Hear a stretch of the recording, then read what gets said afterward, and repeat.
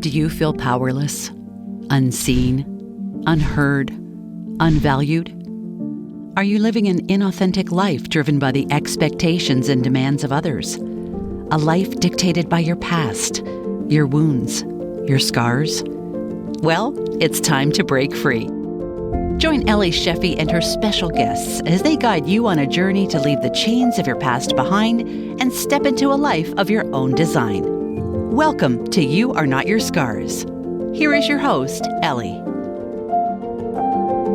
Hello and welcome. Today's guest is a powerhouse founder and CEO of Creative Duality Consulting who has mastered living life on her own terms. She's a creative director and global influencer who has worked with over 22 major corporations and luxury brands, along with countless leading entrepreneurs, to help them efficiently design and execute branding strategies across a wide variety of industries. She designed Serena Williams' first jewelry collection and collaborated with Lord & Taylor and Bloomingdale's on designing ready-to-wear collections for Unleashed, with net profits going to NGOs focused on girls' education. Beyond supporting girls' education, she is also the co-founder of Fyli, which stands for Tribe, a female mastermind membership community that provides educational masterclasses, accountability, peer-to-peer mentorship, leadership advancement, and funding opportunities for early-stage female founders. She is a champion of self-expression and positive body image, and she continues to leave her mark as a woman with the drive, determination, and creative genius to take brands, organizations, and entrepreneurs to their next level of success. Welcome, Miss Jaclynn Brennan. Thank you so much for that fabulous introduction. I'm so excited to be here with you today. Thank you so much for joining us. Now, you have dedicated over a decade to helping women find their confidence, embrace their beauty, and create a life that gives them the time and money freedom to live a balanced, joyful, abundant life they love. Where did that passion and drive come from?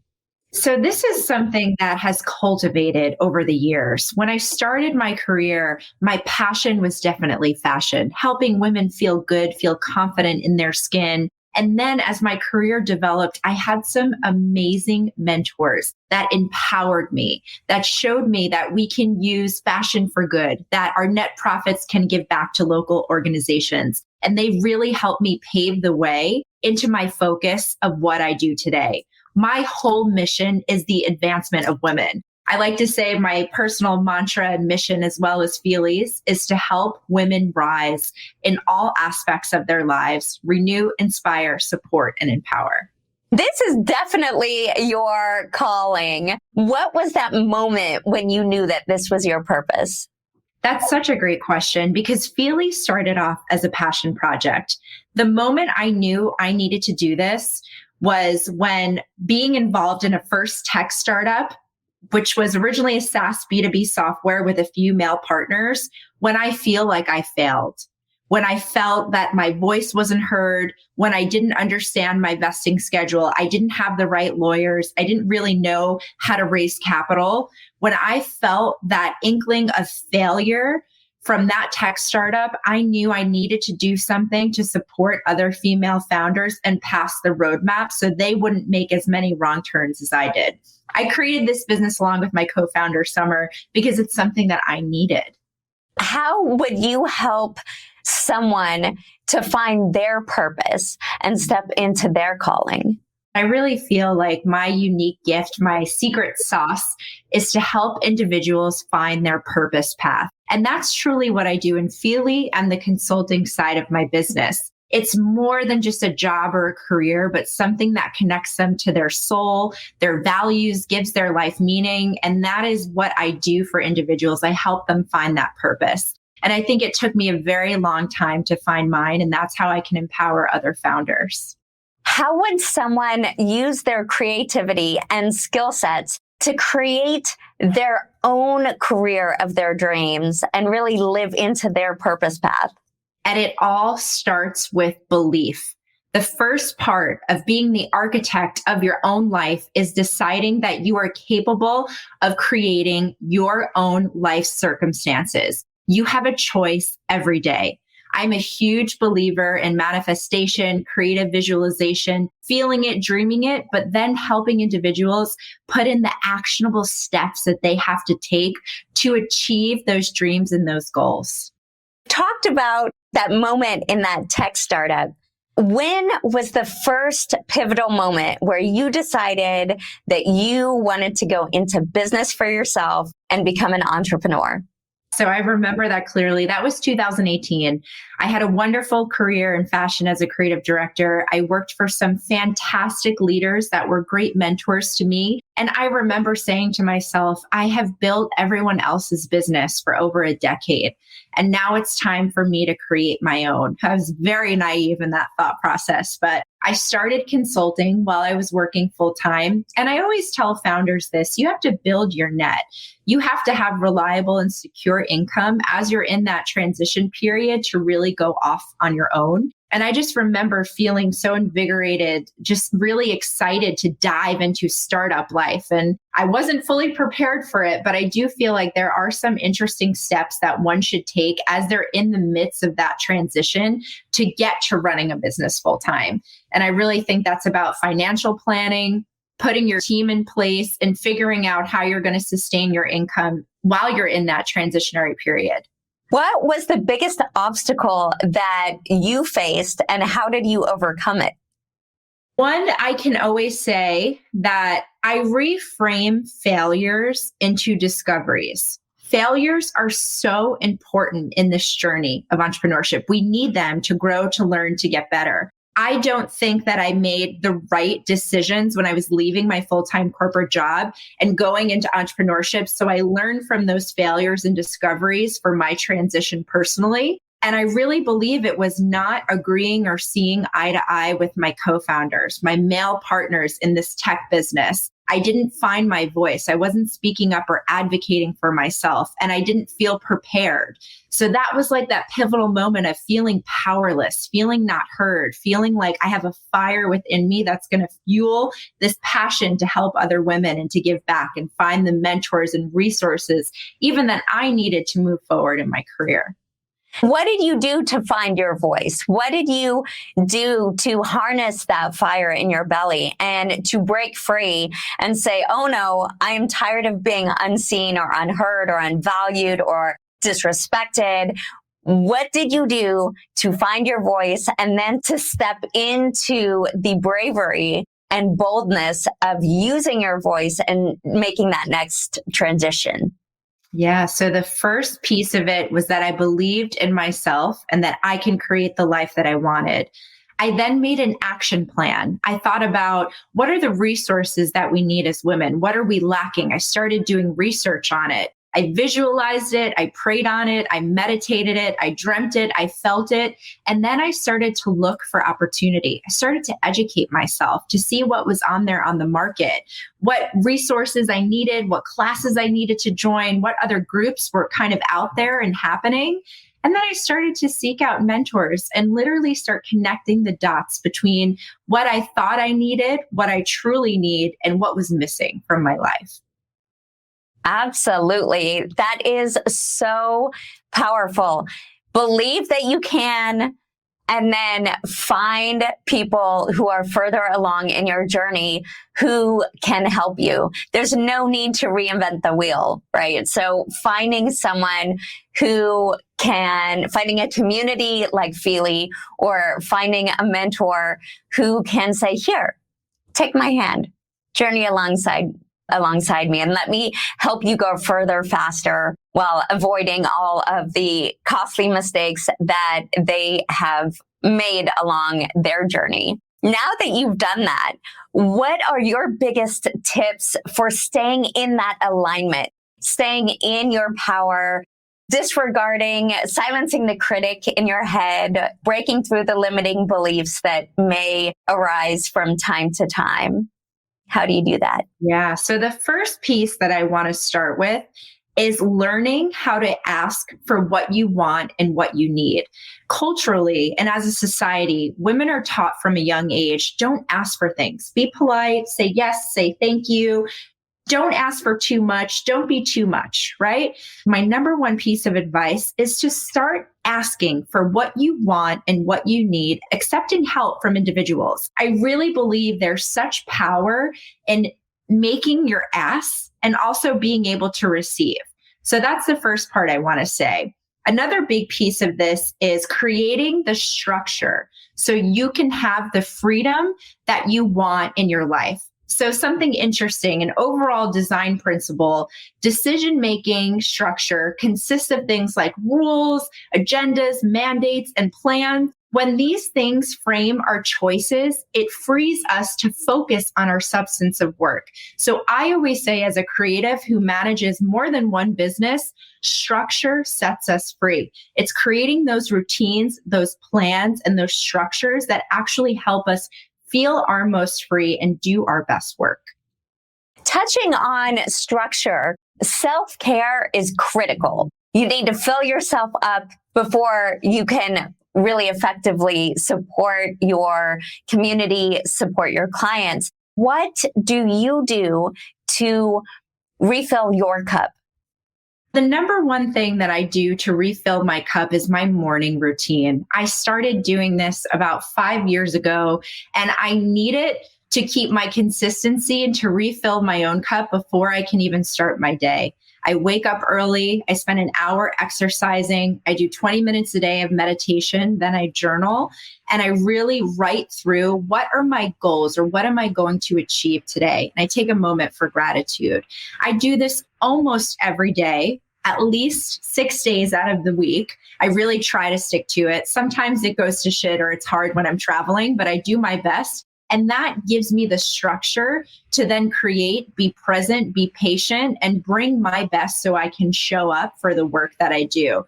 That's a big one. Another big one is taking time for myself, creating healthy boundaries. Yes. Not sleeping with my phone, not looking at my phone first thing when I wake up, because then I'm just automatically reacting. It's setting my intention and starting my day, choosing to bring joy and happiness and gratitude into the moment. That's so crucial for me. And that took me years to learn how to do that instead of just going and reaching for my phone.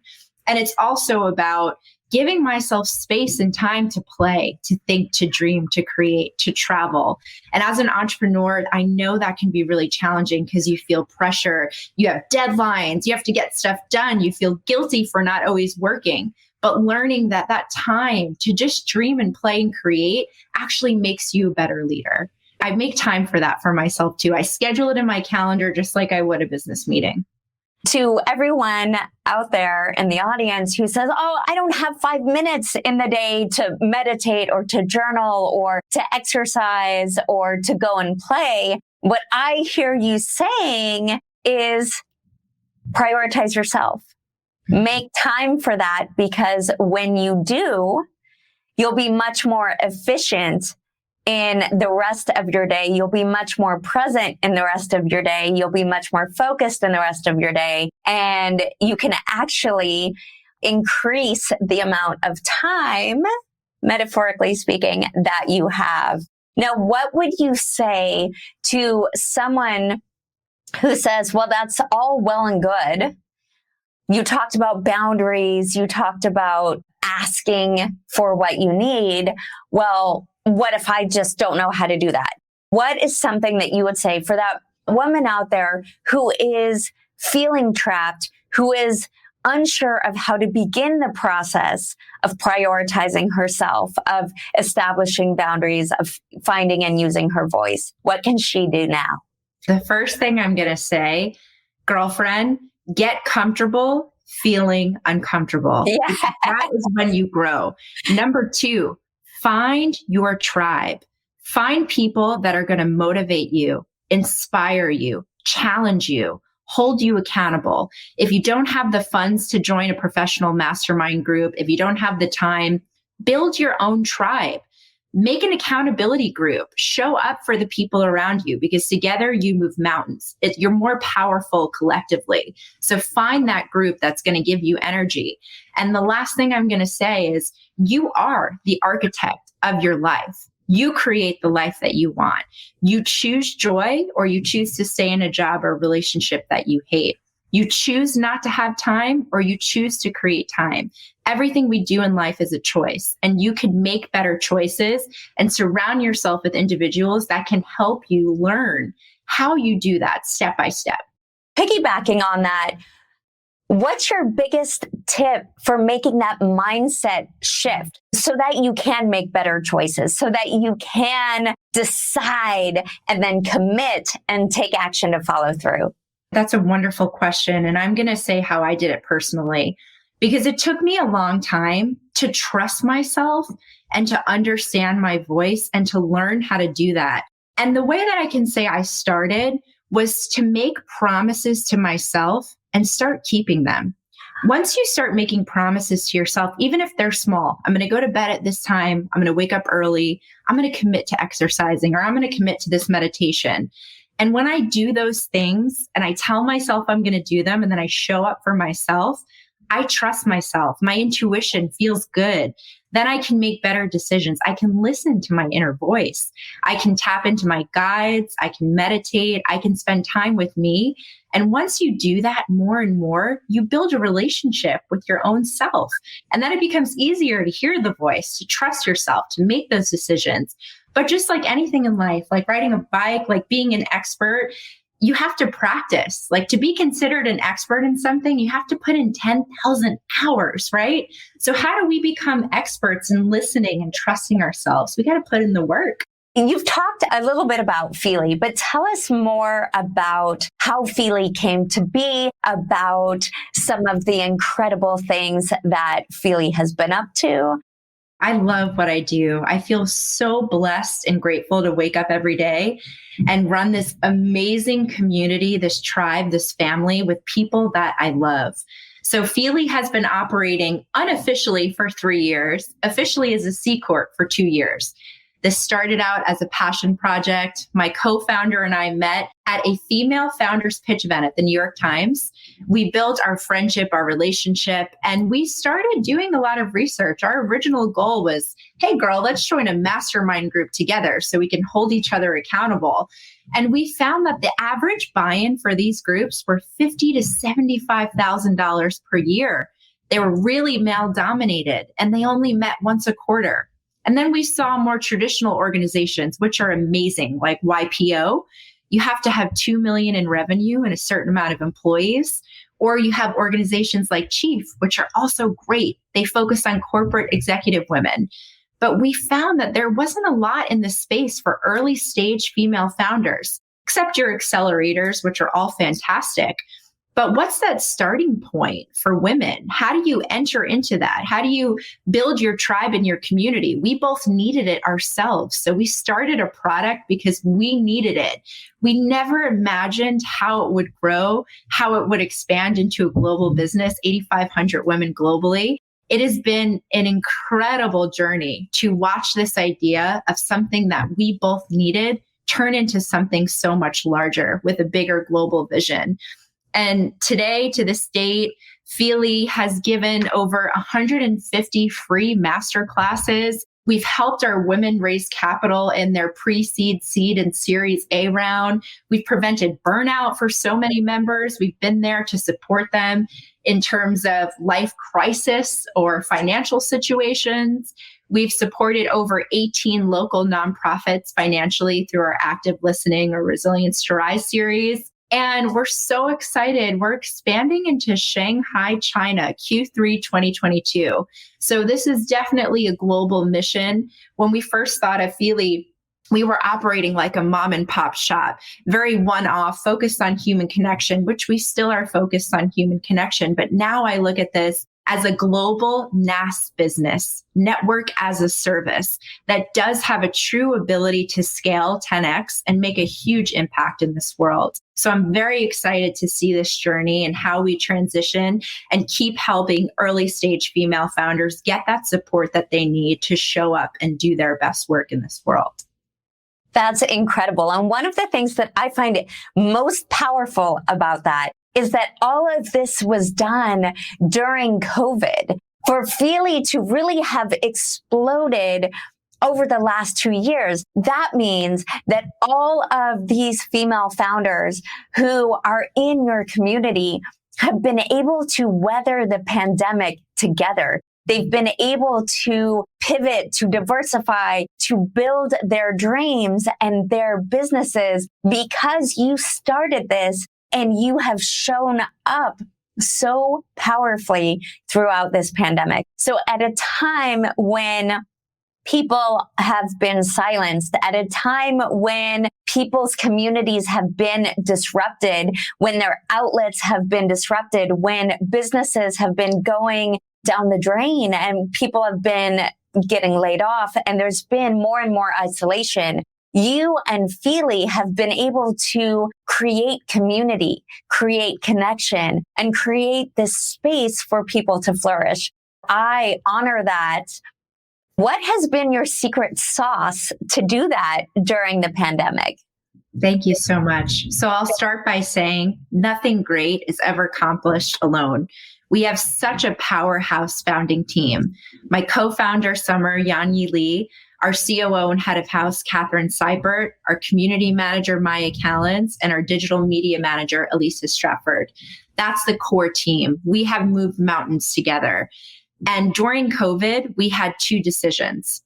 We close shop, or we put everything we've got into this business and give it our all.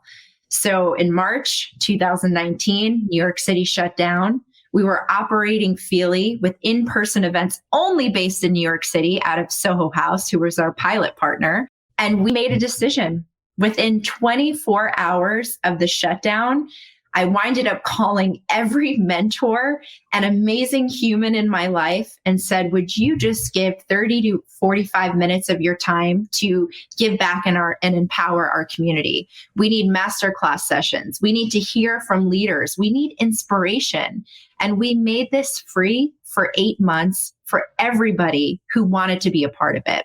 Male, female, however you identify. We just decided to lean into community, make it free and open for everybody, and just keep pumping value at a time that was so tumultuous and tough for so many of our members. After COVID, we really leaned into our business model. And I don't even want to say after COVID because we're still going through COVID. There's still so many unknowns, but we really transitioned into 2 products for Fyli. One are closed cohorts, year-long commitment, small groups of up to 10 women, and our fully virtual online subscription community. So we really dived into a strategy and a plan. But before we did that, our number one thought process was just, how do we give back and make impact for these people? Now, what would you say has been the biggest challenge that you've seen within your community? What are the female founders really struggling with? And what has been the smallest hinge that has swung the largest door for them in navigating those challenges? The obstacles that we see when they start are surrounding imposter syndrome, raising capital, knowing how to ask for that, and just feeling confident being a leader or leaving their full-time job into entrepreneurship full-time. Those are the things that we see our women struggle with. But within the first 2 months, throw that out the window because they gain a global community of support. They feel empowered.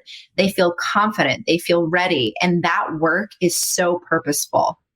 What's your biggest tip? Because imposter syndrome is probably one of the largest obstacles that people in the entrepreneurial space, the coaching space, the speaking space tend to face. So how do you navigate your members through imposter syndrome?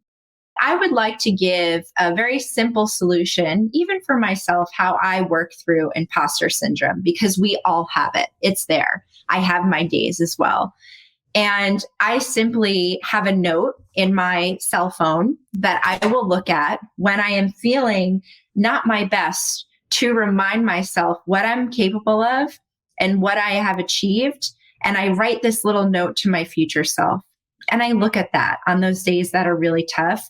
And I remind myself of my power. And I also want to shout out one of our cohort members in our Icons cohort, Katie Fink, who does video recordings of herself. And she'll probably do this once a week or once a month. And she'll say her mantra and she'll remind herself her strength, her power, and she'll play her own voice to herself. And that helps her conquer imposter syndrome. So that's something we've all been doing because it's peer-to-peer mentorship. We learn through each other. And those have been some helpful tools on how you can just deal with it daily. Those little notes, those little reminders, those voice recognitions on you are strong, you are capable, you are powerful. Look at what you've been through. Look at what you can achieve. And that really helps.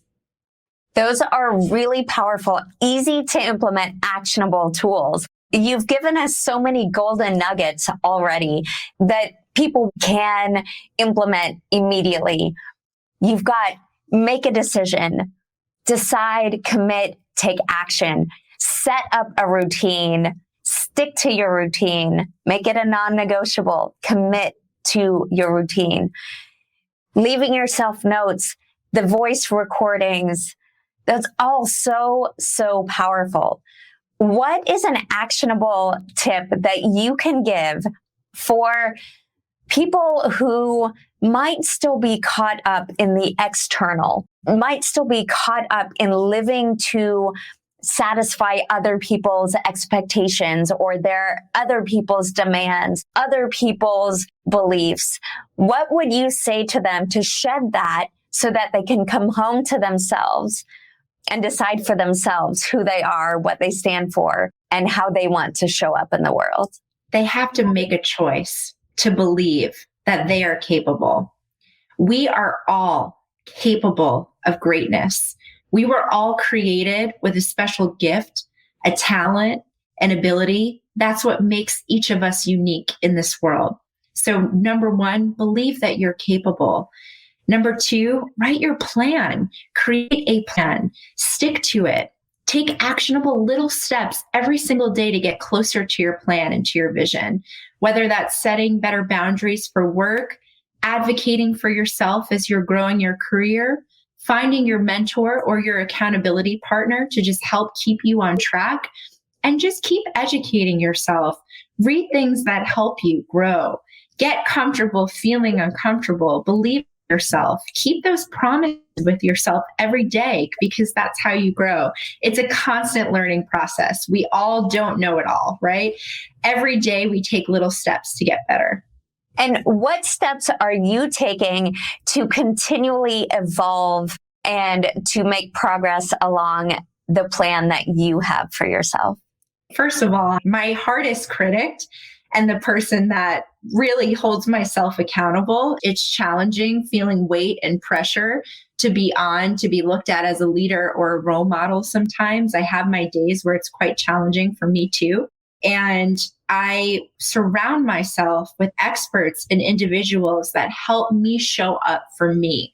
So that's therapy, that's having a fitness and nutrition coach, that's having my amazing group of friends that I exercise with in weekly classes. And that's having my team and my partner to really check me, my love and life partner and my business partner, to say, you know what? You're a little stressed out this week. I think you need a break. Time to put your computer down.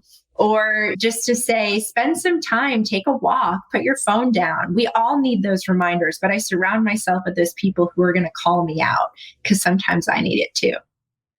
That's so important. Surround yourself with people who will call you on your stuff, yeah. who will put the mirror up to you when you need it, and who will do so lovingly. Such an important takeaway that I think everyone can keep in mind. So what's next for you this year? That's exciting. I would say I'm not much of a resolution maker for New Year's. I'm an intention and a goal setter. So I have so many personal and professional goals for myself this year.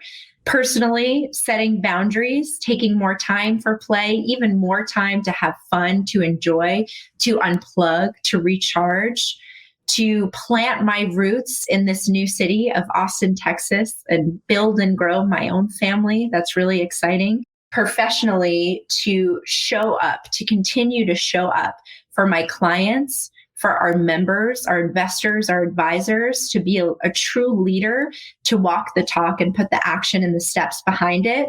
I also have some really exciting projects that I'm working on that I can share more about in the next few weeks in the NFT space that are very thrilling for me because I love to educate myself on new technology and what's happening in the market. So now let's fast forward, and it's coming toward the end of a life best lived. You have lived the life of your dreams. You've left it all on the table. What do you want your legacy to be? The amazing women that I serve and support, my legacy is them. I want to see this next generation build and grow their businesses, feel empowered to ask for what they want and what they need. I want to see women raising more capital, way more than 2.7% of venture capital, especially Black and brown women. I want to see more women ringing the bell on the New York Stock Exchange. I want to see more women sitting on boards. I think this is our year collectively to ask for those things and really take actions to build them.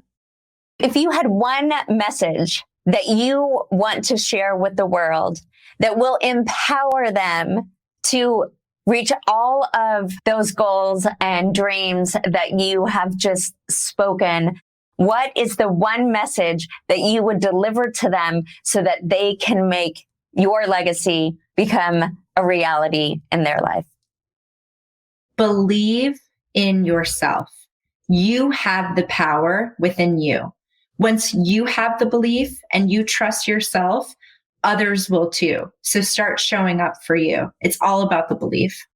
Was there a time in your life or a moment where you decided that a belief or a paradigm or an expectation that you had been raised with or that you saw in society, that moment when you realized, oh no, this is not my path. That is not for me. And you decided to shed that and change course and really live life for you?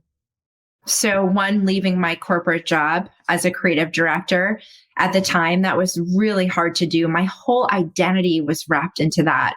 So it was really like how to rebuild myself, how to learn how to stand for what I believe in again, how to create my own core values and mission statement after years of being told, this is what it is, this is who you are, this is what you represent under this company, this is your public image in fashion, right? So having to shed all of that, throw the ego out the window, rebuild, and really go back to my core of what is important to me and how I want to show up for the world. That was a really tough transition and a tough time in my life. That's when I started the tech company, when I didn't feel supported or heard or understood. And then shedding the ego of this past life as a creative director being a big deal, people knowing who I worked for and who I worked with. So that was a challenging time. And it was also very humbling. Being stripped from your ego and the value that you ascribe to that in the accomplishments and the accolades and the recognition, and then coming home to yourself at that core essence and looking long and hard at who am I without the accomplishments? Who am I without the achievements? Who am I without the labels? Who am I without the accolades? Who am I without the corner office? Who am I really? And do I like her? Is that who I want to be going forward? Absolutely. That was tough. And I'm glad that you said that. I did not like the person I was. When I left that job, I did not even recognize myself in the mirror. I didn't know what I stood for. I didn't have the right values in place. My life was very materialistic. I literally am not the same person that I am today. In 2018, it was making very big changes, listening to myself, building with myself again, my own internal relationship, and making those choices and believing in myself without all of that, without the title, without the job, without the support, without the finances that I was making. Just rebuilding and having that belief is everything. Isn't it amazing that everything can come from nothing? Oh, yes. That's how we grow. That's Yeah. how we evolve. That's how we learn. Those failures, those discoveries are so important for the steps that we take in our lives. Yeah. The moments of breakdown that then, when you come home to yourself, when you reflect, when you are present, when you are open, when you are vulnerable, the magic of the breakthroughs that can happen from that space of real, raw, transparent vulnerability. It's magic. It is magic. It is. Thank you for bringing that up. The breakdown to breakthrough. Would you say when you left your corporate world and really had to examine who you were, whether that was the person you wanted to be and how you wanted to go forward, was that your breakdown to breakthrough moment? Absolutely. That was one of them. I've had many in my life, as I'm sure I'll have many more, but that was a big one. That was a big one. Shedding the ego, rebuilding, starting from nothing again. That was a huge breakdown to breakthrough moment. But that's where the magic happened. That's where Fyli came from. That's where this little idea that we had to start a mastermind group for women in New York City turned into a global community of 8,500 women. I mean, those are the moments where we make decisions on how we're going to show up and how we're going to believe in ourselves. And that's truly where the magic happens. When you come home to yourself, you get super clear on who you are, what you stand for, what you want your values to be, what you want your purpose to be, and then bring yourself into that alignment and then show up fully and powerfully, unapologetically as you, as the force that you are, living in that alignment, living in your true passion and purpose and calling, and then serving from that place. That's what it's been really about, putting the community first, building and even scaling with the community in mind and how we can magnify that impact through growth and scale, taking investment, speaking to VCs as we grow and scale Fyli. I mean, we always have that human connection and community in mind. It's the foundation of everything. In your wildest dreams, where do you see Fyli? In my wildest dreams, I see myself and my team up there in some fabulous orange, Fyli orange power suits, ringing that bell, doing a IPO on the New York Stock Exchange, making this a global publicly traded company. And so it is. Talk about living life by design. Talk about being free by design. Talking about creating a life that you love and taking thousands of women along the way, helping them create the life that they love, helping them be free by design, having a life that they love, that's a life on their own terms, that gives them the joy and the balance and the time and money freedom to be all and have all that they desire. How can people find out more about you and how can they connect with you? I would love to connect with everybody here today. You can learn more about Fyli and apply at FyliTribe.com. You can learn about our programs, our resources, set up a call with our team. And personally, you can connect with me on LinkedIn at Jaclynn Brennan or on Instagram at Jaclynn Brennan. I check all of my messages personally. I love hearing from other founders and being able to find ways to support them. If you wouldn't mind, I'd love to end with my personal mantra. This is something highly personal that I say to myself every single morning after my meditation, and I'd like to share it with you. God is working through me now. I am filled with creative energy. I have everything I need within me. The universe always provides. Yes. Amen. Yes. Thank you so much for what you do, for showing up in the world, for creating opportunity, for supporting so many. The ripple effect is profound. So thank you for showing up for yourself in that moment of transition when you stripped away the accolades and came home to yourself. Thank you for recognizing the light within you, for honoring your call, and for serving so powerfully. Thank you for having me and letting me share my story. I'm very grateful. Thank you for listening, and I hope you enjoyed this episode of You Are Not Your Scars. Be sure to implement the tools and strategies shared today as you create a limitless life. Know that you are worthy, you are resilient, you are unbreakable, and you are unstoppable. Find more episodes of this podcast at youarenotyourScarsPodcast.com. While you may have been forged by fire, you are free by design.